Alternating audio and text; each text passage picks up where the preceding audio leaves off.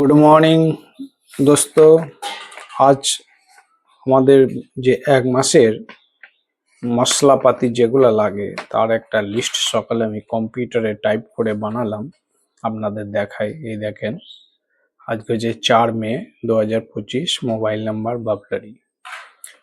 বাসমতি চাল 2 কেজি, সরিষার তেল 6 কেজি, রিফাইন 3 কেজি, গোবিন্দভোগ 300 গ্রাম, তুলসীভোগ 1 কেজি, চিনি 5 কেজি, ময়দা 2 কেজি, বেসন 500, মুসুরি ডাল 1 কেজি, মুগ ডাল 500, বাদাম 500, জিরা 300, হলুদ 300, পাঁচফোড়ন 100, কাঁচা ছোলা 1 কেজি, সয়াবিন দানা 1 কেজি, পাঁপড় 2 প্যাকেট, এলাচ লবঙ্গ দারচিনি 20 গ্রাম 20 গ্রাম করে, 3টে জায়ফল, কাশ্মীরি মির্চ 1 প্যাকেট, কিশমিশ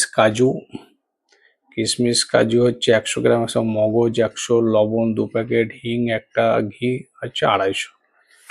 আরো কিছু লাগে, আমি যেগুলা মনে পড়েছে নিয়েছি।